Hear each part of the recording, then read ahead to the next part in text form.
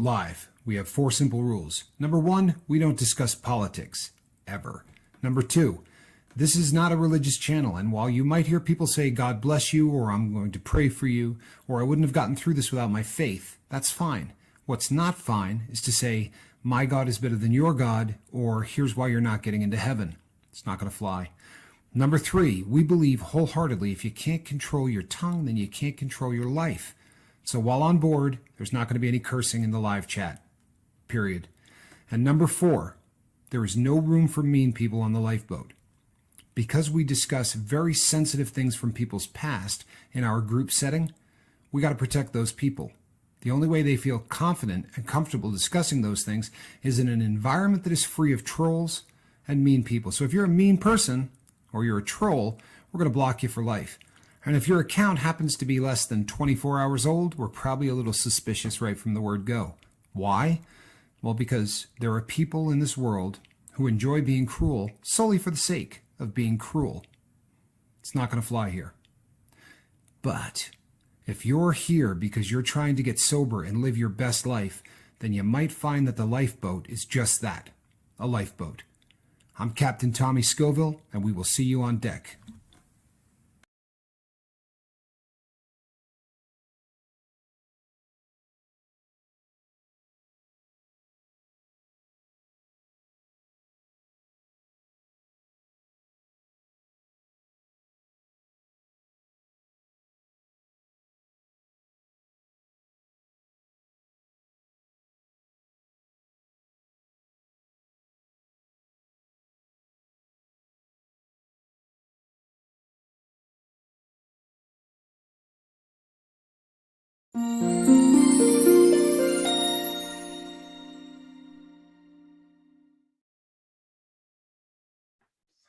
Hey everybody, I'm Captain Tommy Scoville, and you are on the Lifeboat.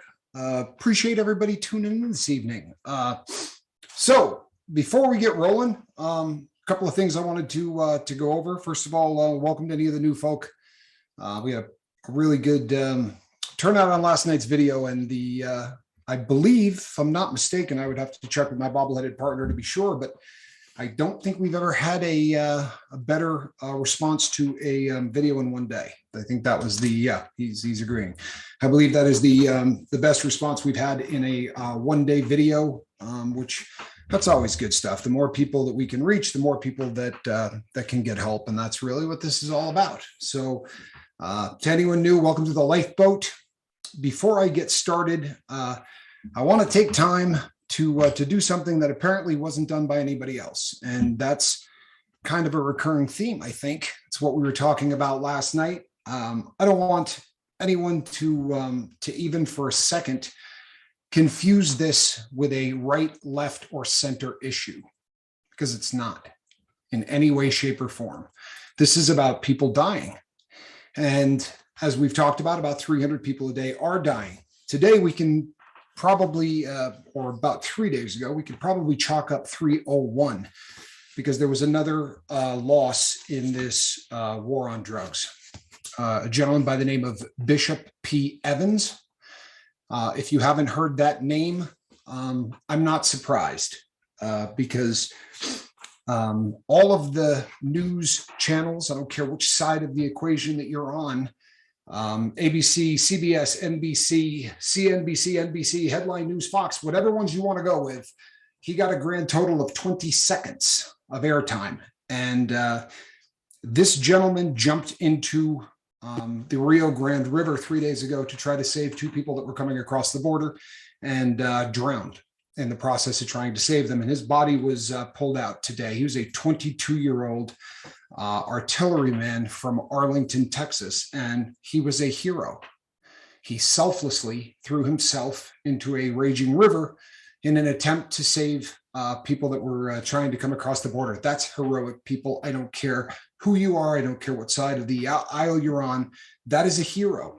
There is no greater sacrifice than to give up your life for another, and to do it for someone you've never met. As far as I'm concerned, that is heroic. And because it doesn't fit in with specific narratives, it's not having anyone talk about it. And that I find a little bit disturbing. And what's more disturbing is that according to the news, the people that he saved were actually in the drug smuggling business. So that is most assuredly another victim in the in this war. So just a shout out to Bishop Evans and a call for prayers for his family, because that is got to be just an absolute brutal thing for them to endure. And I guess the shining spot is that it really is a very heroic way to lose your life, and the people that he jumped in to save are still alive. So that's a beautiful thing, and it's a selfless thing. It really is, and I think that's awesome. Now, as far as the thumbnail people, the Lifeboat from day one has said that we are, for all intents and purposes, a sobriety channel that deals with sobriety and with living your best life. Plain and simple. That's what it is. And we have always said that our war is not with drugs. Our war is with addiction. I don't much care what people are doing for recreation, but when that starts to become something that rules your life, well, then that obviously becomes an issue, and it's one of the things that we need to deal with. And for that reason, we don't really get into the whole war on drugs thing. We pretty much try to deal just with how this affects individuals. It is very difficult, however, to help people who are dead.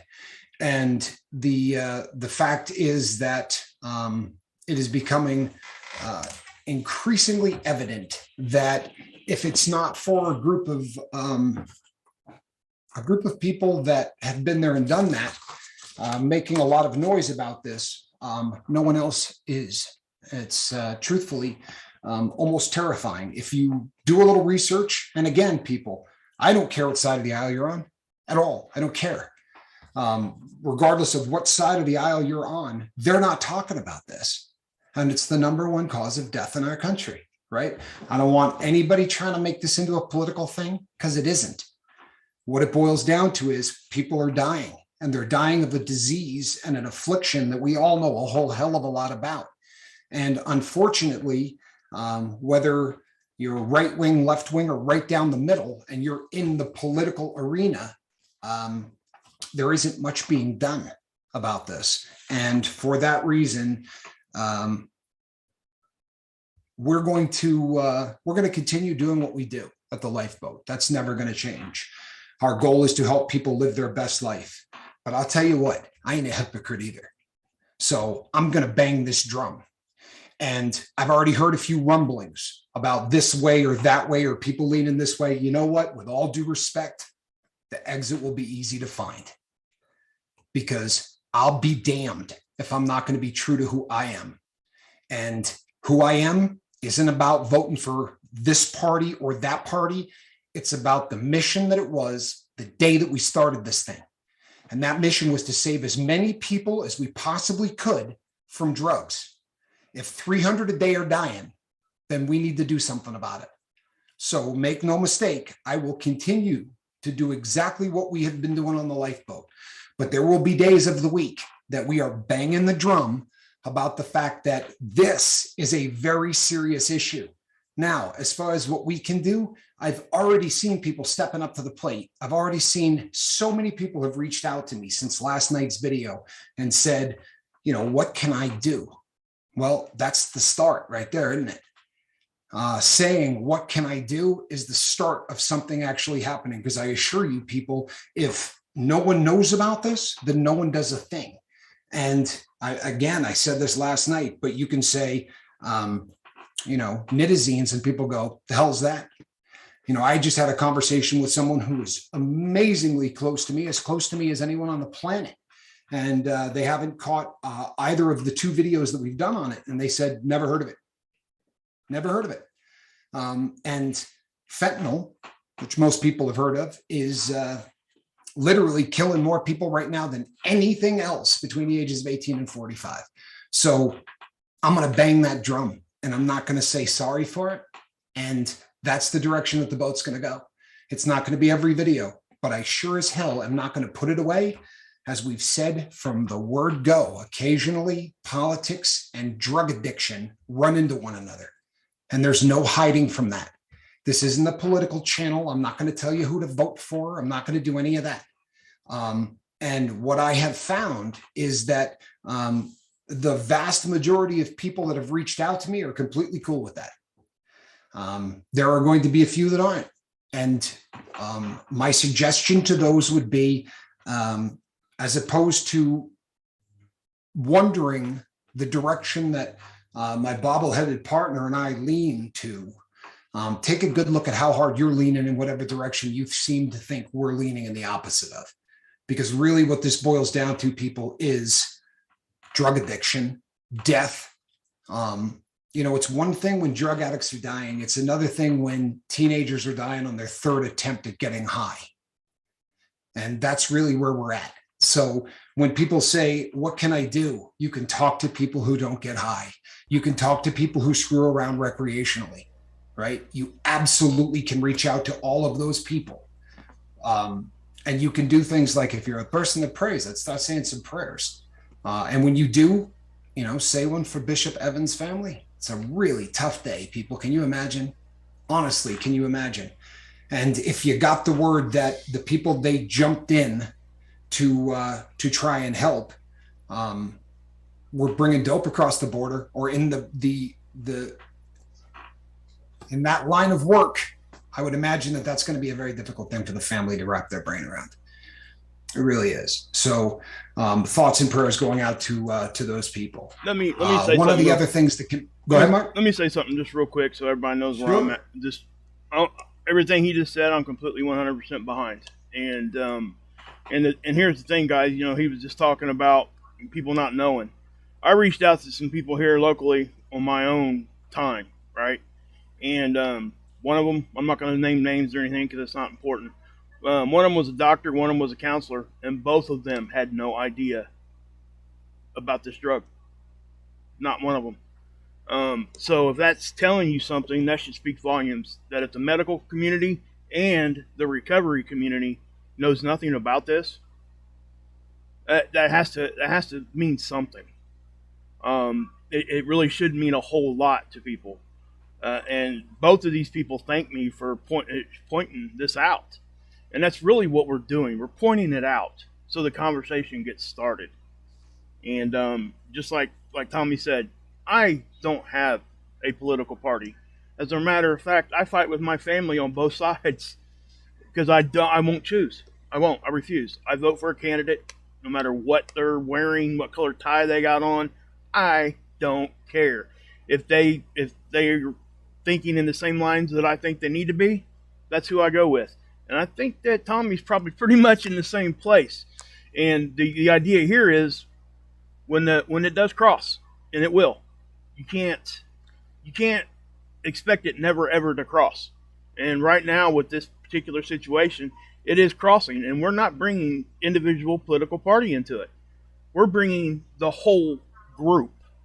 Okay, it's not any one specific side. So I just wanted to make sure that you guys knew that I was totally on board with what Tommy just said. And I just wanted to add that little bit about the doctor and the counselor, because I think that lends a little bit of credence to what we're saying about nobody knows about this. And it's a shame. It really is a shame, because it started 2 years ago here in our country anyway. So that's me. But yeah. So yeah. And one of the other things, people, is this is one of the things that I didn't bring up yesterday, and we'll just bring it up real quickly, is that we're centering on the stuff that's killing people, right? We really are. We're spending a great deal of time talking about substances, primarily fighting the disease, and fentanyl, because of the fact that they're killing people at a freaking alarming rate. However, there is a whole class of drugs that are coming into this country that don't need to come through the southern border.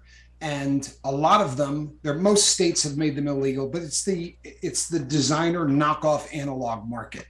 The things that, if you went back 5 years ago, they'd be calling it synthetic cannabinoids. I assure you, they are not synthetic cannabinoids, but that was how they were being sold back in the day. It's really more akin to bath salts.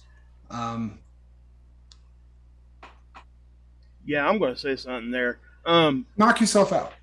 Because listen, guys. Yeah, that's Jesse. That's 100% true. But what if we took that attitude with everything else in our life?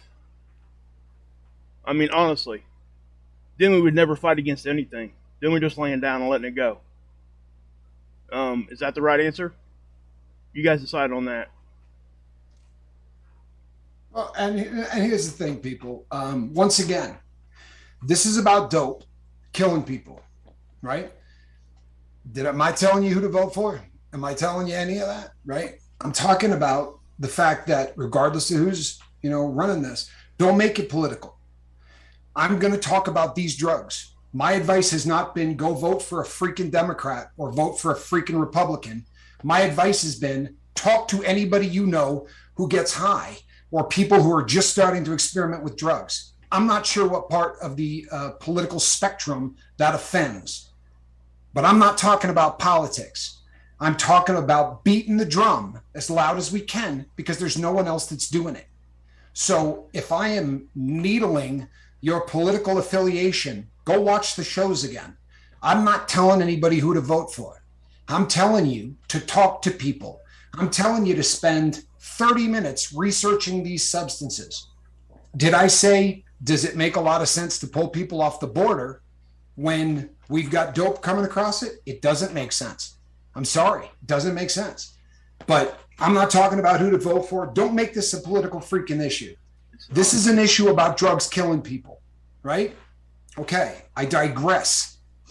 The other things that are coming into this country, right? Regardless of who's in office, we have a designer drug epidemic in a lot of states that are turning people into zombies. This is something that I've touched on in other shows, and because of how this stuff is mixed up and delivered, it's very easy to get it into prison systems. So when I was on the inside, it all fell under the heading of K2. Now, I know that it wasn't all K2, but when you're in a place where you don't go shopping and you get what comes in through the mail, that is what it was called, or it was called Tune. But I watched psychotic episodes, from this stuff. And once again, we need to start talking to people, regardless of what side of the aisle they're on, right? If you happen to live in a red state, then bitch at the red state people that are running your red state. If you happen to live in a blue state, bitch at the blue state people that are running your state and tell them that there's too much dope coming into this country in every way feasible. Now, I told you, I lived a very rotten life for a long period of time. And I used to order things like alpha PVP and have it directly sent to my house. And I could get it here about 40 times faster than I can get a wristwatch that I buy in another country. There's something just not right there. And I don't care what state you live in, and I don't care what your political affiliation is. But if this upsets you, then do what Steve's done, right? Or if you're a person that makes phone calls, I did today. And believe it or not, people, I actually got a couple of people on the telephone and had a real good time just coming unglued. If you think I was yelling and being out there last night, you probably should have caught me on the phone today. I love all of you people. I assure you, I didn't love anyone that I was talking to on the phone today. And for the record, I got 3 different people on the phone, and it was a 2-in-1 in terms of political parties. I don't care. I really don't, right? What party am I on? I'm on the Lifeboat party. I am on the party that fights drugs at this point. That's the party that I'm on. Because to me, I survived this crap. Right? I got through it. And it left me with an overwhelming sense that I needed to do something. And it was pretty obvious to me at the time what I ought to be doing. then things change, right? When I started doing this, the opioid epidemic was bad, but it wasn't as bad as it is now. And it's gathering steam at a level that, today I had people reach out because of last night's video, and I got 6 emails today from people who said so-and-so in my family passed away, or the neighbor's kid, or whatever it was. But there's 6 emails. People, we're not, PewDiePie. I got 40 million subscribers. We got a couple of thousand people, right? So to get 6 emails the first day after you do this, that's a little frightening. So forget all of the garbage. Let's stay on the same team here, people. And can we all just hate the fact that people are dying from dope? Or am I asking too much? Now, in terms of, what we do as far as living your best life, I'm not going to change up any of that.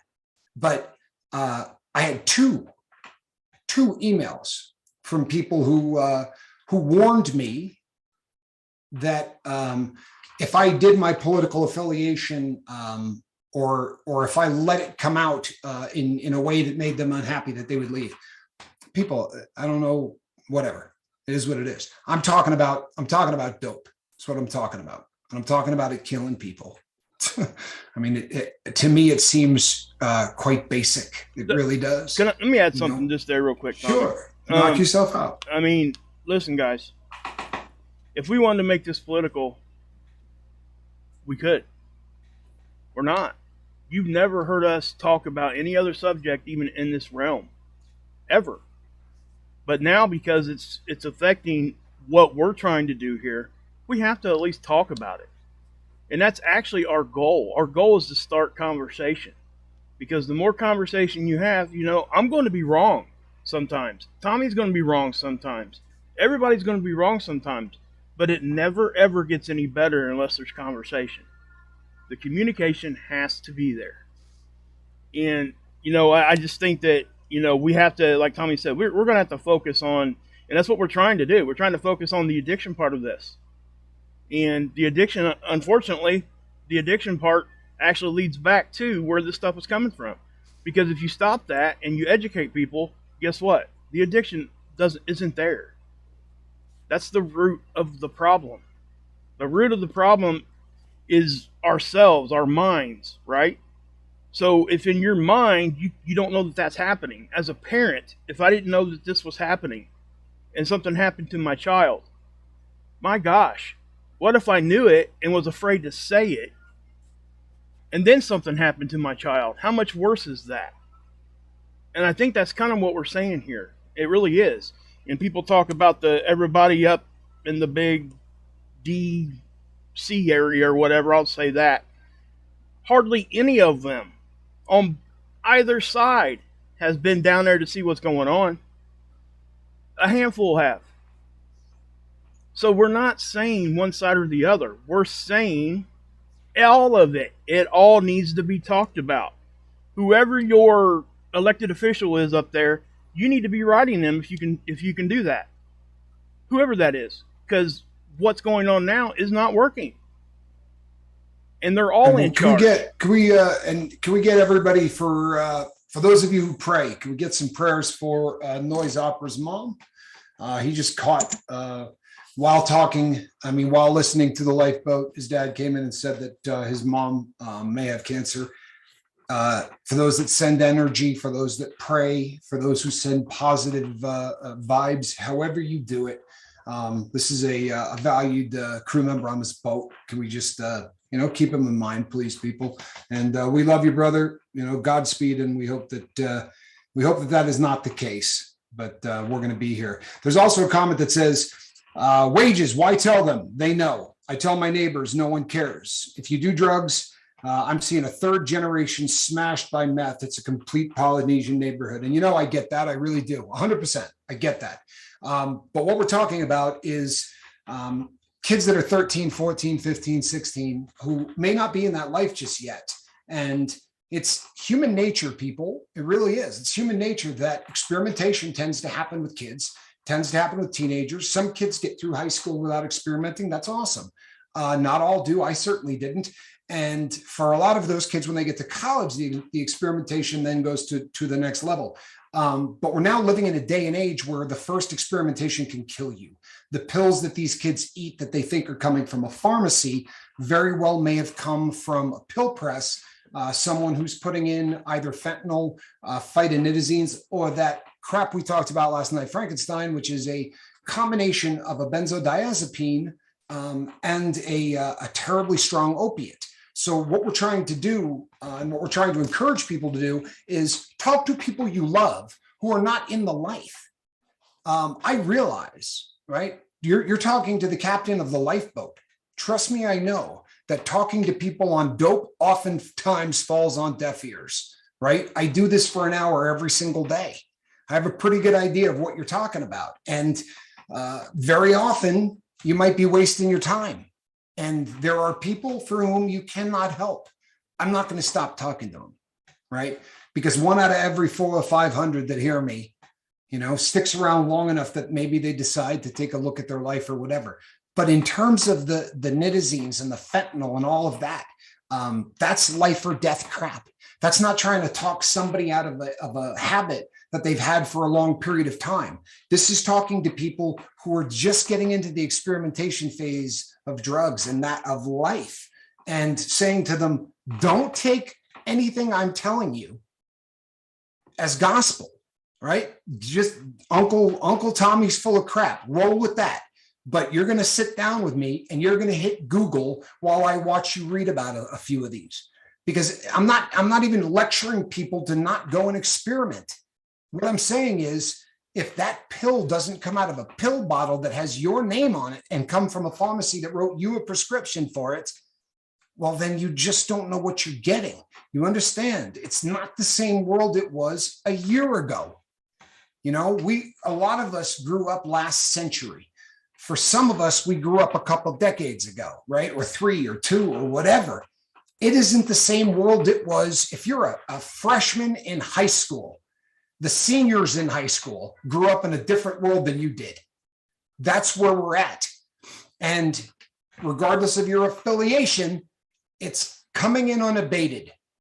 And I don't care who's in office, I'll be bitching just as loud 4 years from now. Let me right? Unless somebody gets it under control.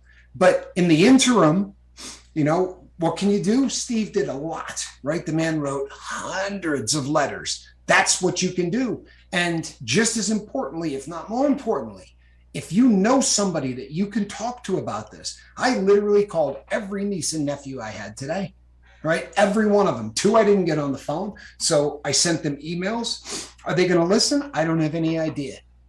I really don't. I'd like to think that they would, Here's the thing, Tommy. Virginia just typed in there right before we got pretty deep in this conversation that she had her family members reaching out to her now, because all she did was sow some small seeds. That was it. Now they're calling her. So that's how this stuff that we're doing right now helps. Yeah, how good is that? Yeah. Well done, Virginia. I mean, I don't know what else to say to that. I mean, honestly, because that really just sums it up. That's why we're doing this. People start the conversation. And eventually it will come back around to you and you'll be able to talk about it however you need to. But most of the time, guys, it is a slow process to get people to understand it. That's just a fact. And people that are going to be more apt to understand it quickly would be people that were in the life that we were in. So people that are outside, which is really kind of who we're talking about right now. They're not going to understand that completely. And it's going to take time. I guess anything that is, like they say, it's cliche, right? Anything worth having isn't easy. Right. And that's kind of what this is. It's a labor of love. It really is. And let me tell you something, guys. It pays off. That's all I can say, because I'm getting paid off every day when I come on here. That's just what I'm saying. Yeah. Honestly. But anyway, I just wanted to bring that up. No. Don't ever apologize for that. And what I would like to do is I would like to just throw out some advice, take it or leave it, as you can with all of my advice, right? Take it or leave it, whatever works for you. But one of the things that I have found in my time talking, especially to people who are younger, is that if you come really strong, you anything you tell them better be a fact, right? We don't, if very often, like I remember when I was growing up,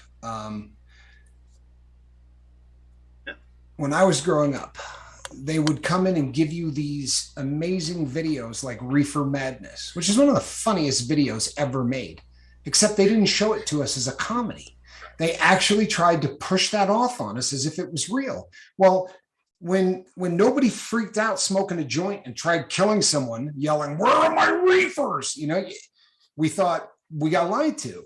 So when they said things like cocaine can kill you, the first time I believed that cocaine could kill you was when a basketball player named Lenny Bias blew up his heart the day that he signed on with the Boston Celtics, right? With the greatest career in life in front of him. He bought a ton of coke. He did a ton of it in a car and his heart exploded. And you know what? I slowed down. I didn't quit, but I certainly didn't make lines this big anymore. And we weren't having maze races to see who could snort the most coke.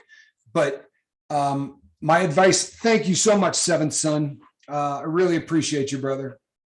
Just consistently a great cat. I really do appreciate you. And very philosophical these days. I like that. Did you catch that, people? The secret of success is a consistency of purpose. God almighty, that's awesome. It's one of those things. So going forward, when you talk to these kids, you know what I mean? Don't start talking about carfentanil and how 1 grain of this is going to kill everybody in your school, because they're not getting carfentanil. So you're talking to kids who go, "Oh, he's so full of crap. I saw a pile of it this big on a desk the other day and people were getting high on it."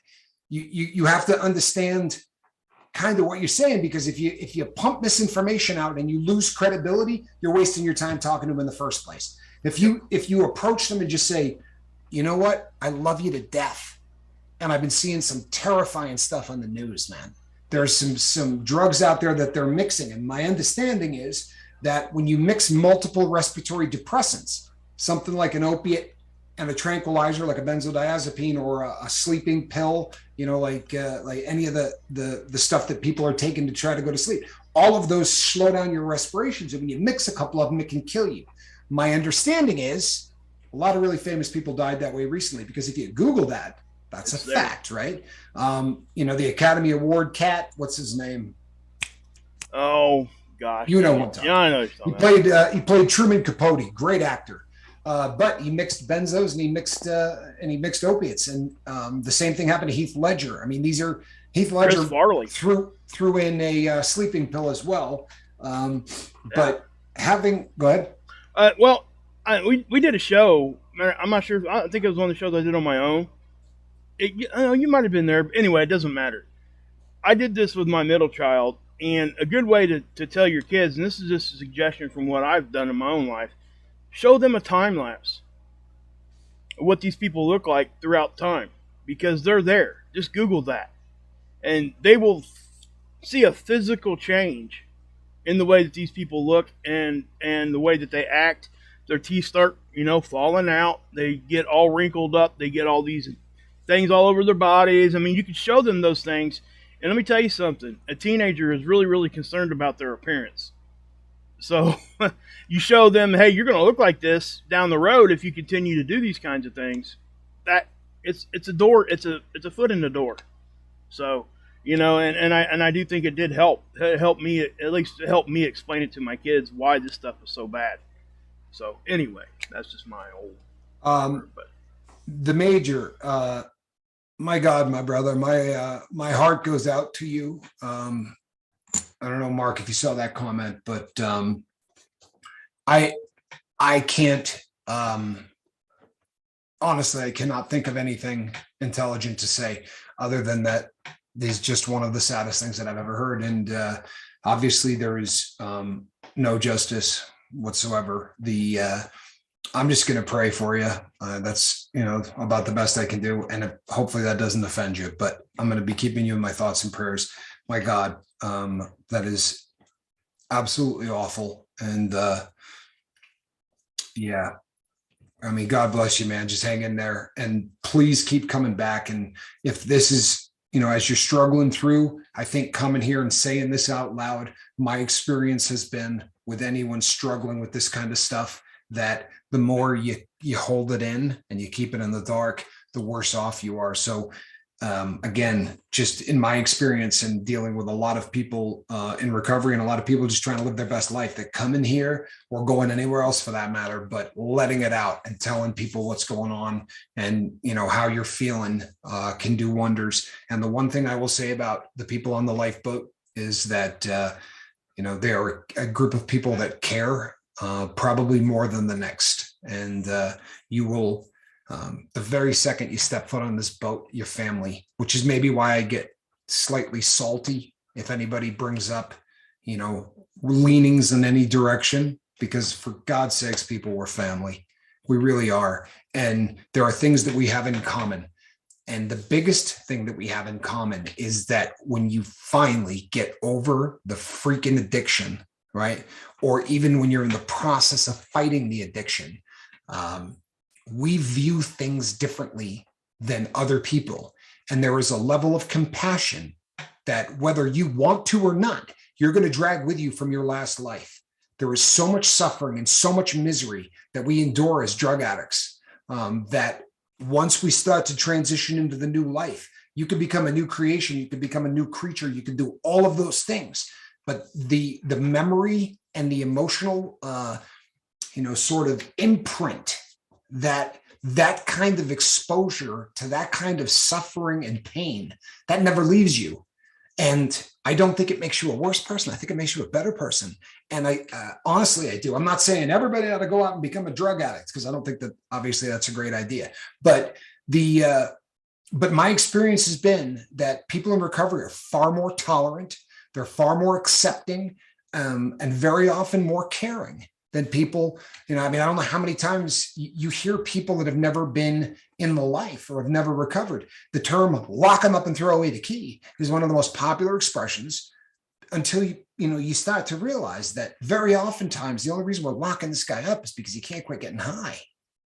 The only reason that we're locking these people up is because they had a very expensive drug habit, which caused them to run into stores and run out with merchandise. There's no larceny in their heart. There's no malice. These are people just trying to not get sick, right? Or just trying to stave off whatever emotional, baggage is crippling them. Because let's be honest, there is an underlying demon for almost everybody in addiction. Sometimes it can take a lifetime to identify it. Sometimes it's super easy to know. You saw something really traumatic as a child and you've been, trying to run from it ever since. Sometimes that's really obvious. And sometimes you got to get sober to figure out exactly what it is, you've been trying to work on. One of my air quotes friends that I used to do drugs with, because he was not a friend. He really wasn't. But I remember when both of us were doing everything we could to get sober. It was a futile attempt, one of my many. But he was the one that said to me, the needle has never given anybody anything, right? It takes away.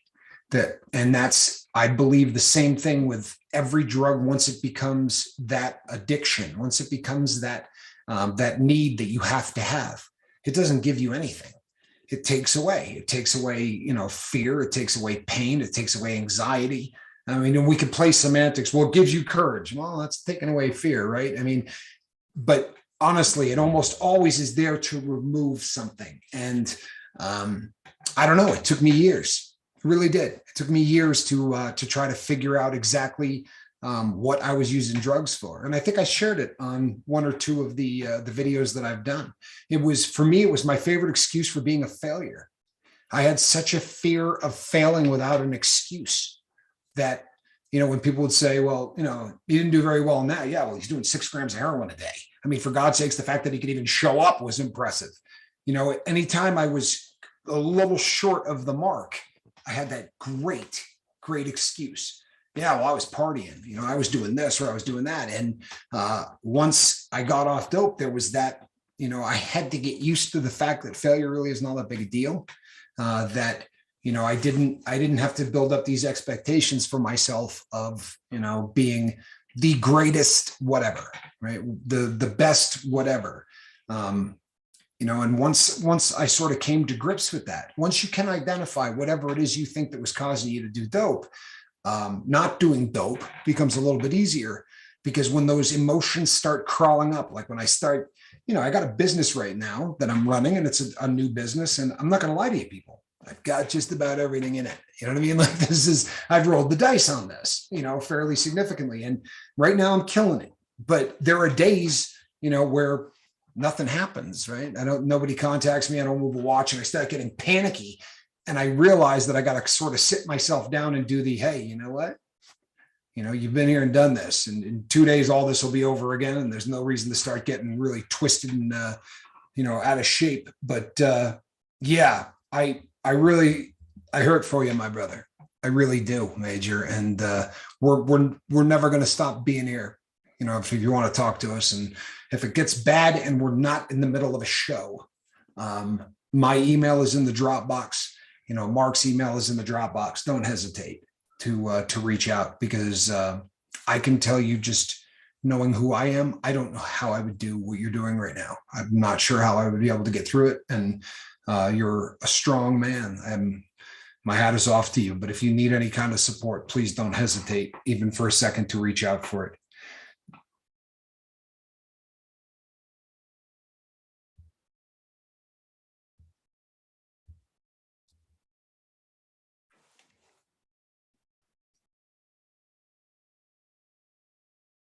I was muted. Sorry. You guys just seen one of the best examples of what's going on, right? It's how we welcome people here. Stormy came in here, and first time she's here, and I tell you, the next 20 things was welcome. How you doing? Welcome, welcome, welcome, welcome. So that's what we do here, guys. And then Virginia popped in there. What'd she say? You're loved. So I think, since Virginia did that, maybe we need to dub her Flamin' number 2. But yeah, that was awesome to see, guys. And that's, there's a whole lot of reasons that we could come up with to not do this show. That's why we do the show. Dag on, a lot of people here. Hey, Jen. Yeah, Jonathan Hicks, welcome, my friend. Welcome to everybody. Yeah. To anyone who's just popping in, if we haven't had a chance to welcome you to the boat, I can assure you the crew will probably do a better job than we all do. Other thing, before I start doing the rabbit, the squirrel thing, and forget what the heck I'm talking about, I had a couple of emails from people that I swear to you people, I must have had 100 emails last night, and one or two of them said, "Boy, I really enjoyed the show last night. I thought you guys were awesome and you were on point.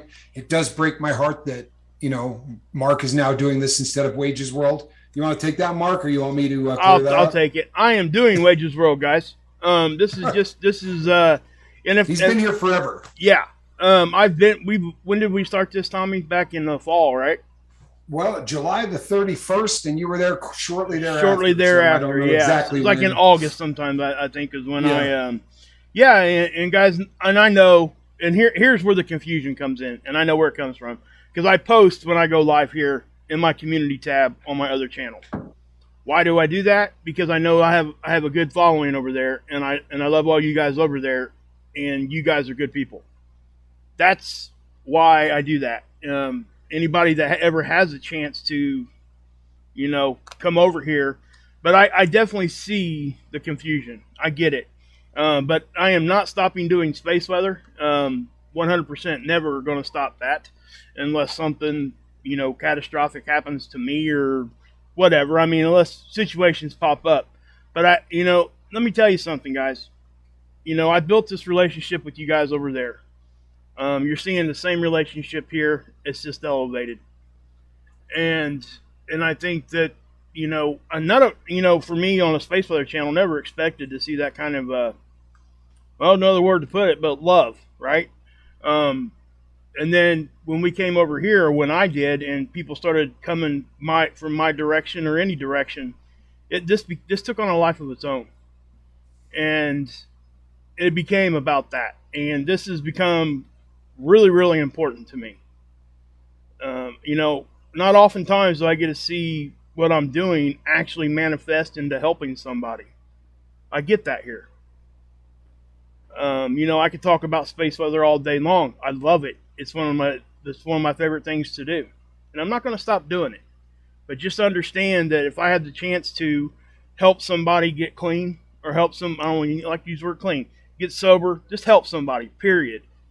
And to have a personal relationship like we've all started to develop here, I definitely am going to do that. But just know my Space Weather channel ain't going nowhere. As a matter of fact, I made a video yesterday or the day before. I've been trying to get more consistent. I'm still trying to figure out the logistics, guys. Honestly, before I was doing stuff. What was it, Tommy? Like in the middle of the night. I mean, I was like doing like 4 o'clock in the morning and stuff, guys. So just know I'm not going to quit that. So just and a quick shout to Jonathan. Let's see here. What's his last name? I'm sorry, Jonathan Hicks. Would like to know if somebody on Suboxone was going to be welcome here. Let's hope so, because Mark is on Suboxone and so am I. Yep. So yeah, there is no doubt whatsoever that you were welcome here on Suboxone. And I'll tell you something else. He said I wasn't sure if this was a no nothing kind of a meaning no. If you show up here drunk, people, we're not kicking you off the boat. If you show up here and you're high, as long as you're not disruptive and high. We've had people that have come here under the influence for months on end. Our thought process to this is, if you're showing up on the Lifeboat for a couple of months, you're not doing it because Mark and I are handsome, right? Or that we're the greatest public speakers that ever lived. You're showing up here because you're probably tired of the life. And very often it might take a minute for that root to really kind of, catch a little purchase so that it can start to sprout. We do not kick people off the boat unless they're mean to other people here, right? Yep. Or they break one of the 4 cardinal rules. If you don't know what those cardinal rules are, check right in the beginning, and you will hear us talk about them. One of the other ones that I've never put up, and it occurred to me the other day that it probably wouldn't be a bad idea. Like I said, you could come here wasted. I don't care. What we don't like is there'll be no glorification of drugs. Right. People that show up and say, I'm wasted and I'm having a good time. One of the other things is that very oftentimes, let's be honest, if you're detoxing, if you're going through the process of trying to get off of stuff, a lot of people will talk about different ways that they can get clean. Some people go with Suboxone, some people go with this, whatever the case. But occasionally you get the guys who go, what you really want to do is 14 bong hits, a couple of benzos, and you know what? If your answer to getting off dope is using other dope, that's fine and dandy, and I'm not mad at you. But let's not encourage anybody that is trying to get clean to do some other drug in the process of trying to get clean. That being said, I saw in the comments, sometimes I feel as if Suboxone is a crutch. And there are people who are going to make you feel that way. And then there are people who feel that way themselves. Here's my thing. We had a doctor on. His name is Dr. Jetmore. And if you can go back through the videos, just go until you see the Dr. Jetmore interview, because it's a good one. But we asked him, he's a doctor that treats people, wrote a lot of prescriptions for Suboxone, helped design the program for an entire state. And, he said, when I first started in the business, I basically thought that drug addicts were losers. And his mindset really changed as he worked with people in recovery. And we asked him, what is your thought process on, are you just trading one drug for another? And his answer was great. He said, yeah, absolutely. You're trading one drug for another. You're trading a drug that gets you high, destroys your life, and likely sends you to prison, for a drug that doesn't get you high, saves your life, and keeps you out of prison. That's a pretty good trade. Now, I do Suboxone, and I can put my right hand to God and tell you I've never felt a buzz on it of any kind. What it does is quiet a voice inside of me that I've never been able to quiet any other way. And if you're new to the boat, I'm a convicted bank robber. I went to federal prison for robbing banks and gun running. And I can assure you that the guy that's talking to you today is as far removed from the bank robber as East is from West. But when I'm under the influence of heroin and I'm fully addicted to that stuff, I am a Jekyll and Hyde kind of individual. And for me, Suboxone was literally answered prayer. When a gentleman by the name of John Lewis synthesized this stuff the first time, he had no idea what it was going to be used for. There was a little discussion about Suboxone the other night in the comment section, and somebody said, "Boy, when the guy first designed that, he didn't want people to be on it for more than 2 weeks." When the guy first designed that, right, he had no idea they were ever going to treat anything with this. When John Lewis first designed this, he was trying to find a drug that they could give women who couldn't take pain meds, something to ease pain through childbirth. That was what this was designed for. And it kind of missed the mark because Suboxone is not really a phenomenal painkiller. So it ended up getting shelved. Then another group of people synthesized it with naltrexone, right, naloxone. And the combo of those two things was to become, it went from buprenorphine to Suboxone. But that it was only meant for 2 weeks thing is misinformation also. There was a cessation program that they tested, but there was never a window.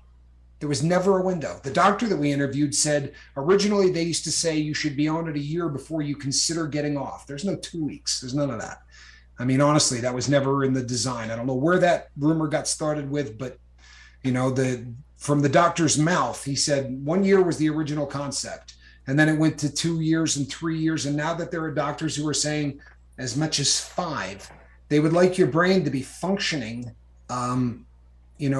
without having any desire to do dope for, enough years to sort of get yourself back on track. I don't know. I might take it for the rest of my life. Honestly, not exactly sure. One of the other complaints people say is, it's going to knock out about 20% of your emotions or 60% of your emotions. I hear it quoted different ways all the time. My response to that is this: for 35 years, I knocked out 110% of my emotions. If this stuff knocks out any of it, it's certainly not quite like what I was doing. I still have emotional days where, the boat has seen me. Go watch some videos. Let me say something real quick. I'll cry on camera regularly. Go ahead, Mark. The emotion he's just speaking about right there. Oh, before I say this, I posted Dr. Jetmore interview there in the link in the chat. So if you guys want to go check it out, please go do that. It's a great interview. This is medical professional, guys. He was my doctor at my outpatient clinic. He's no longer there because he's getting up there in age. It's not really the whole reason, but he's doing other things. He is my county health official. So, the guy knows what he's talking about, is what I'm trying to say. I think he actually got the needle exchange program here, didn't he, Tommy? I think that's what he said during the interview. He did. He got that going here. There's only, he said, 11 counties in my whole state that have a needle exchange. But anyway, the emotion he was just talking about. Guys, the biggest thing is to get you past that is to understand that emotion you were feeling, it's fake. It's fake. All those emotions that when you were getting high, it's all fake. It's all masked with a chemical. And that's the great thing about some of the withdrawal stuff, because it doesn't give you that fakeness. All it does is keep you from getting sick. So, matter of fact, it clears you up. Get that moment of clarity. And Stormy, let me say this too. Thank you for opening up so quickly. Yeah, right. That was you're saying a lot of good stuff in there that people might not, might be afraid to even talk about out here. I do appreciate that. Thank you for trusting us with that. That's and hopefully we didn't, let you down on that. And I hope everybody else that's watching, because let me tell you something I noticed when she did that. If you guys go back and look at the chat, when she started talking like that, we have 4 or 5 other people pop in that don't usually chat. So that's a great thing, guys. It really is. So thank you, Stormy, for that. Anyway, go ahead. And Russ, in answer to your question, Russ asked if he said, God was my answer. I don't know if that's okay here. Right in the beginning, we do a little bit of a disclaimer, and this is the way we look at it.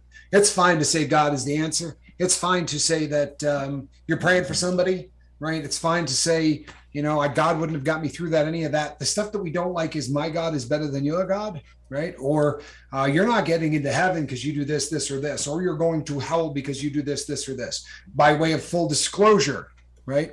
I am a very religious person. Me too. I don't beat that drum too loud here on the Lifeboat because I don't want to run off anyone who isn't. Right. We have atheists on board. We have Christians. We have Buddhists. We have Muslims. Yeah. So everybody is welcome. The thing that unites us all seems to be the desire to live a better life without chemicals, right? So, but I pray for everybody on this boat every day. No apology there. All right. So you're cool with that. Yeah. And Stormy, thank you. Stormy. Yeah. Thank you for saying that again. She's not. Stormy says, hey, I'm not afraid to say I'm an addict. Me either, Stormy. My email is in the Dropbox. So is my bobble-headed brothers. Feel free to reach out. Tell us a little bit about yourself. That's anybody new here, right? I am Captain Tommy Scoville at gmail.com. And Blue Kool-Aid. It's Blue Cool. Blue Cool 52. I'm sorry, Blue Cool 52. Yep. At Gmail. Hey, a reformed meth addict. Well done, my friend. Yes. Love reformed anything. Yep. Really big fan of people that can reform. That's a tough one too, man. Beating meth is hard. Well done. But if you're new to the boat, we really appreciate it if you drop us an email and just tell us a little bit about yourself, so that when I look out, over the deck and I see you, I think, oh yeah, that's the guy or that's the gal that, that makes life a lot easier on me and my partner. So if that would not bum you out, drop us an email. We don't disclose. Both of our links are there. We don't disclose anything either, do we, Tommy? Just so you know, it's all private conversation. It's in the background. Oh yeah, no, I assure you, people. Yes. We will never share anything with the boat that you're not cool with, and we don't even talk amongst each other. Nope, we won't. So if one of us seems like the guy you'd like to talk to, we kind of have a thing here, and I know you think to yourself, "Oh, come on, you must." The number of emails we get, if we took the time to talk to each other about the emails we got, we wouldn't have time to do a show. I couldn't shower. Truthfully. There'd be no way I could even take time to shower if that was the case. Right. And let me tell you something, guys. You don't want me to do that. Also, if you're brand new and you have wondered why the heck at the end of every show I hold up a cat in a basket, I don't remember how long ago it was, but we were going to get a cabin cat. And the joke was that I should name the cabin cat Squirrel, because I tend to not stay on subject. So shortly after Christmas, I went out to try to find a cat, and oddly enough, no joke, I took pictures and everything. The one of the cats that was up for adoption was already named, because all the animals have names and you can rename them or whatever, but the cat was named Squirrel. And I swear to you people, it's the truth. No matter what is going on, when I put the hat on, Mark can tell you, I put the hat on, the cat comes and jumps in the basket. It's crazy. Like so many of you, nuts. My voice puts the cat to sleep as well. So and Stormy, one day we ended with, hey, this is a cat in a basket, and it's now just one of those. One more thing, and we'll end the show, guys, because we do cut it at an hour because of the algorithm. We want to get to many people. But Stormy, if you're willing to share your story like that with us, if you wanted to, after we talk to you, you may be able to come on for an interview if you're willing to do that. That's something we do here. We love to share people's, addiction road. And if you don't have to, I'm just throwing it out there, guys. I mean, I'm laughing at the Jonathan Hicks. He said, funny thing, Captain, this is weird coincidence. My wife loves hot peppers and watches this other Scoville guy. Love it. That would be my brother. That's how I found you. The other Scoville. In fact, if you go through the list of videos, you will see me and the other Scoville guy. That is my brother Johnny. That's awesome. That does bring it like full circle, though, to say, hey, listen, even if you're not talking about addiction and recovery, if you represent yourself in the right way, everything starts to touch. I never would have met my brother over here right in front of me right now if it hadn't been for that Pepper channel. I was there first. I never would have even known Tommy existed. Well, no, and you were there. I mean, when Johnny was small. I think he had 400 or 500 people or something. Yeah, I was like 115,000 subscribers ago or something. But that is my big brother. Yeah, that is my big brother. You don't notice a little? Are you kidding me? Normally, what I get is, holy crap, you look like Johnny Scoville. I get that every day, but he is blushing. That's so funny. That is so funny. Yeah, that is my big brother. So he's all blushing. Right, people. Michelle says he looks like you're blushing. He is. Yeah, you know what? It's just no. I think it was. Well, I know you're laughing. Blushing. You're laughing. I got a good laugh out of it though. That's funny as hell. That really is. My brother's gonna die. He's gonna love that. And by the way, my brother, for all of his coolness, I still have the world record for the fastest tube of terror ever eaten. And that thing is out there. So you can still find that. It's out there on the web. So been known to eat a few hot peppers myself. Love you, Although Major. after I ate that really foul fish, I've never been the same. It was almost as bad as Vegemite. And I'm going to leave you with that one. All right, people. We will be back 23 hours from now. We do this every single night at 6 o'clock. We believe wholeheartedly that if you can get together for an hour every single day with people of like mind and spend 1 hour thinking about making your life better and thinking about not doing drugs, that you can stay the course. And the next thing you know, you're sober, you're living your best life, you're helping other people. It's the dream of the lifeboat. Isn't that right, Mark? That's 100%. All right. So between now and then, people, as we say every day, you have but one assignment, right? Reach out and try to save somebody. Please. It's important. I don't care if you're a Republican or a Democrat or an independent, huh? Reach out and try to save somebody. These are serious times. They call for serious measures. No one else is going to do it. And a thought for the day, you know what? Every single day is a gift. It really is. You know what? That's why they call it the present, right? See what I did there? All right. I am Captain Tommy Scoville. And on the other side of the glass, Mark Wages. And you know what this is, people? This is a cat in a basket. Good night, everybody. We love you.